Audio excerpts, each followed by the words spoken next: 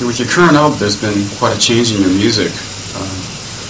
What accounted for the change from Jumpin' Jive to Night and Day? Jumpin' Jive doesn't really count. Why is that? Well, because that's not my music. Okay, what about the jump, say, from Beat Crazy to the new album? Yeah, it's not really that much of a difference.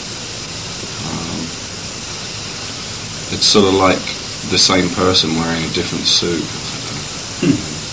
It isn't as different as all that. Where did you come up with the Latin sounds? Just from listening to a lot of Latin music, and I just got very, very interested in it.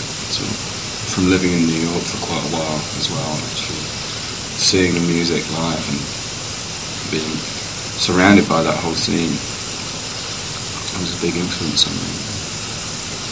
Did you gain an interest in salsa after moving to New York or before? No.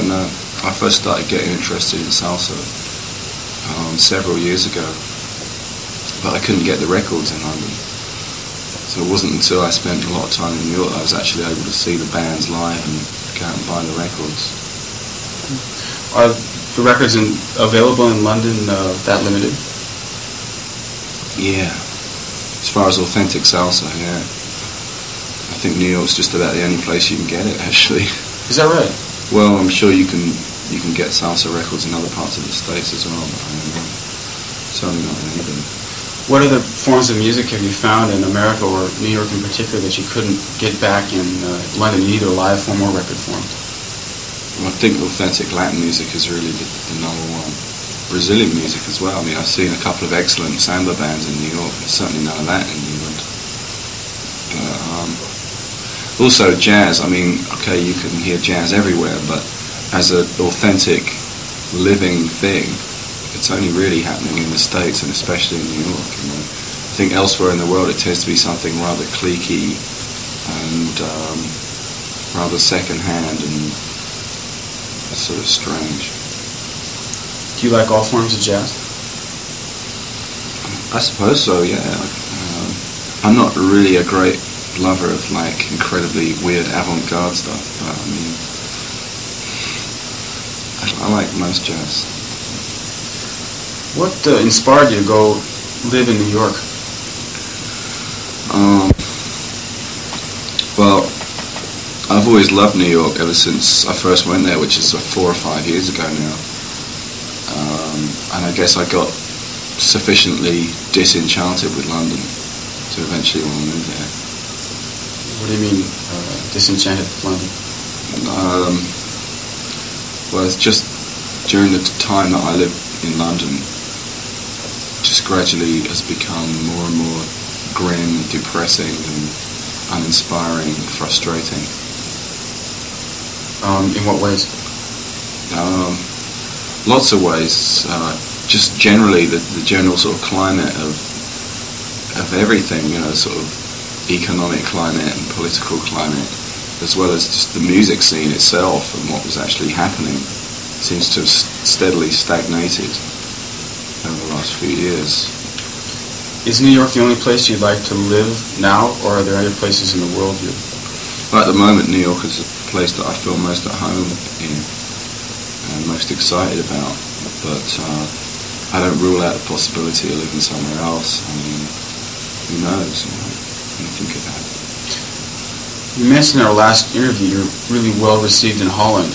You like the way they respond to your music there. That's true. Do you see that as a possible place to live in the future? I don't know, really. I don't really look that far into the future, to be honest. What were you aiming for with Night and Day? What gets you into the recording studio? Is it just a matter of time? You want to go in every certain period to make an album, or?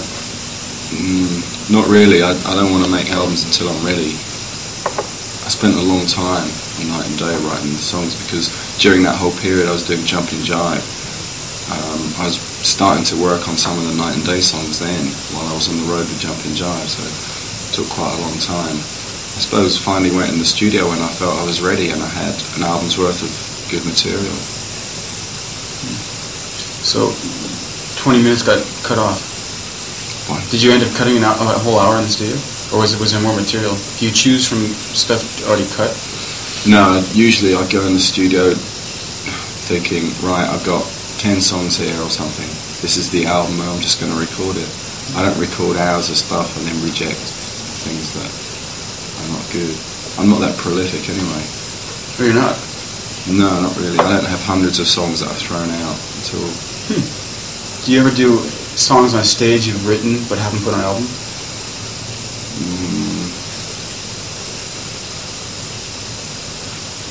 We do songs that will be put on an album eventually.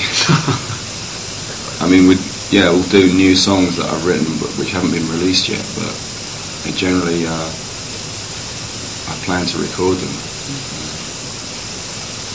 If a song gets as far as being finished, then it'll probably go on the album. I mean, I have a lot of ideas all the time, and not all of them get used. But I don't have a lot of finished songs which don't get used. I don't know if that makes sense. How do you react to and interpret the success of stepping out and breaking us into? First of all, how do you, I don't know if analyze is a good word, how do you look at the success of these in America?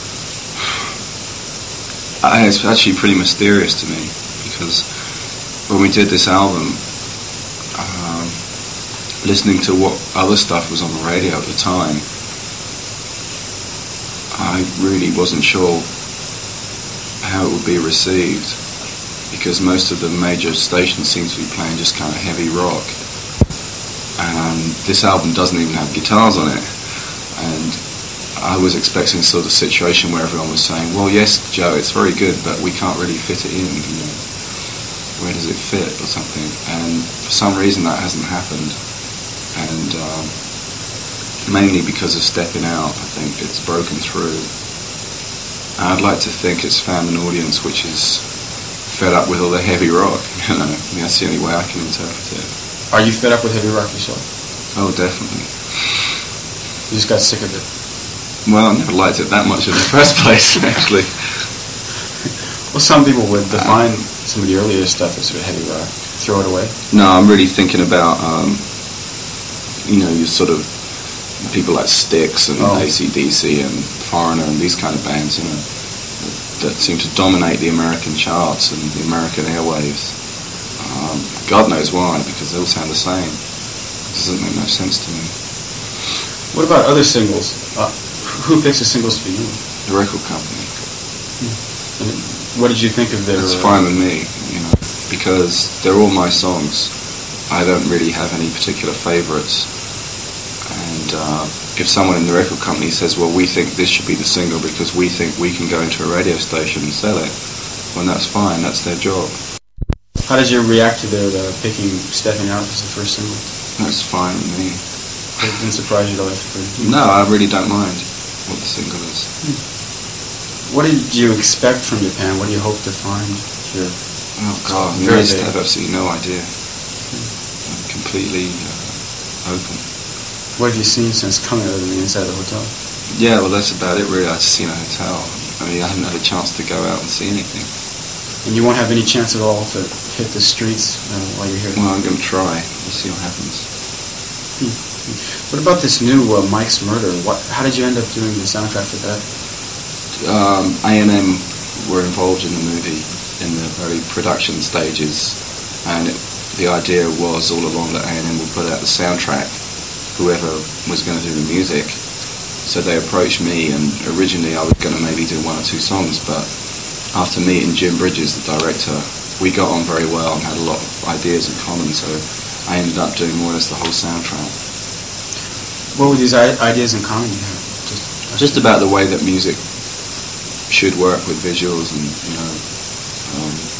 the kind of music that he had visualized was very much like the kind of ideas I was getting from seeing the movie. So.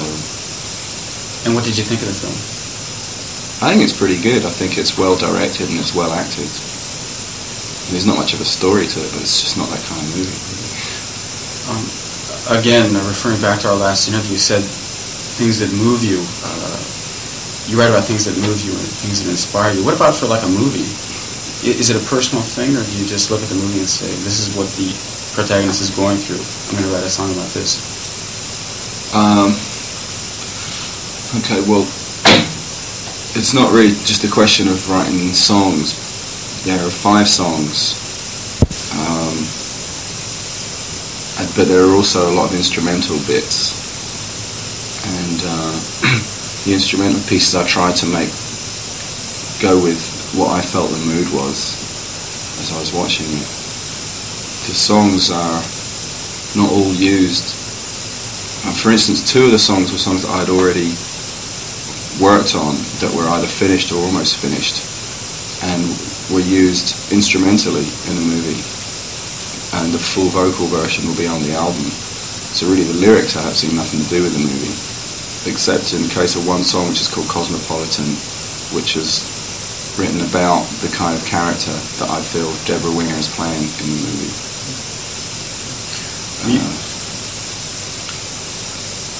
So there's 5 songs anyway. Were you very familiar with Deborah Winger's work before doing it? No, I hadn't seen Officer and a Gentleman. I still haven't seen it. Are you very much a movie fan? Yeah. Yeah, it's just that I've been on the road for about 9 months. And there's a lot of movies I want to see and I haven't had a chance to see.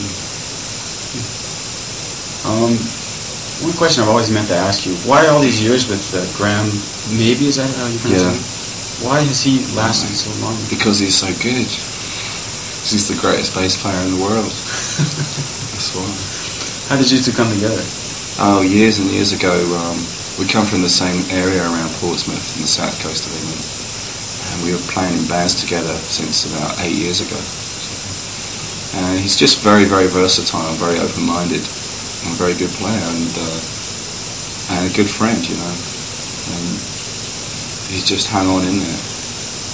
Are his tastes as eclectic as your own? I think he's as open-minded as I am. You know, what tends to happen is I'll phone him up and say, hey, look, Gray, I'm sending you a tape, listen to it, you know. And I'll send him tapes of, I'll phone him up and say, look, I want to do a swing album, you know. And he thinks I'm crazy, but I say, listen to this tape. And he listens to it and he can play it, you know. Has he ever given you any ideas? Not as far as writing songs, but certainly he's contributed some really good things to his own parts, what he's playing. I find I'm often able to say, well, look, I want you to do something along these lines, and leave the specifics up to him, you know. And because I like the way he plays, I can do that, which I can't do with most musicians. I tend to have to lay down exactly what I want. What do you look for in musicians you hire? Well, I think beyond obviously a certain degree of technical ability, I think just really an open mind and the right kind of attitude. Because I believe in going on stage every night and giving the absolute utmost that I can. Everyone in the band has to believe that too. I take it that you're more than satisfied with the band you have now, because it's lasted for quite a while now. Well, the idea was to put this band together to do a world tour, and we're sort of coming towards the end of that now. But really, it's actually a band that was formed to do one tour. It's just that the tour is lasting about a year. What about this success? Do you think it has changed your lifestyle enough to influence the direction of your music? Do you think it's affected the course your music may have taken had you not had this? I don't think so, really. At least I'm not aware of it. What I would be doing if I hadn't had this success is a hypothetical question. Maybe it would be something different, maybe it wouldn't, I don't know. But I certainly am not influenced by, for instance, thinking, well, this record was a hit, so I better try and do another one the same, which a lot of people do. I'm really not influenced in that kind of way by any kind of success. I think it's always important to take risks, because if you don't, then you just kind of stagnate. And I think too many people in this business are lazy and too much concern with security. And if I was that interested in security, I'd be a businessman and I wouldn't be a musician. So I think that commercial success or lack of it doesn't really have much of a bearing on what I want to do as an artist. Has it affected your lifestyle, any of the success? Oh, it certainly affected my lifestyle, yeah. You're living better? No, I'm living worse in a lot of ways. Too busy to really sit back and enjoy it. Yeah, there's that, and also the fact that, you know, a lot of my sort of privacy is gone. And I can't just do whatever I want to do when I want to do it without getting hassled by people. You know. Hassled? Sure. In what ways? Okay, like, well, it can go to extremes, like someone broke a bottle over my head in a London club, you know, because they resented the fact that I was a success. It can go to those extremes. Sometimes it's just basic annoying things like you've just got out of bed, you take your laundry to the laundromat, and as you're walking back, you realise you're being followed down the street by 6 schoolgirls who are all giggling, and they're trying to follow you to find out where you live so they can come around and pester you, you know, this kind of thing, you know. I don't know, it's just weird. Once you've been on TV a few times, you know, you're just being constantly pestered by people. Some of them are genuine fans, which is very nice, but a lot of them aren't. They're just people that find it fascinating that they've seen someone that's on TV, you know, so it can be a bit strange at times. What do you go for on stage? You talked about like giving your all. Any other comments about what you try to get across on stage? Well, it's not sort of like preaching or anything. You know, it's not trying to give people a big message. I'm really trying to just give people some feeling of inspiration, you know. Sort of try and share my basic belief that life is actually worthwhile, you know. What about, say, in a country like Japan where perhaps 80% of the audience really won't quite understand what you're saying because of the language barrier? Does it create a problem, and how have you handled this problem before? I think it's a little bit of a problem, but in the long run, I think that the feeling of what you're trying to do is going to come across, and if all the words aren't understood, then it doesn't really matter. It is frustrating for me because I like to talk to the audience and get them involved in what I'm doing, you know. But it's usually fine anyway, you know. Really, because it's just, you know, that there's the feeling of it comes across, even if not the actual specifics of what you're saying, you know. In our last interview, you spoke of the audience as almost an anonymous entity. But do you have any expectations of your audience, both in terms of the record buyer and the person who showed up for the concert? I have hopes, but I don't have expectations. You can't, you know. There's no way you can really tell an audience what to do or how to react. I just hope that they won't shout all the way through the quiet parts of the show. You know, so I hope that they listen, and I hope that they appreciate everything that's gone into the show, because there's a lot of work gone into it. You know. And that's really all I can say. You know.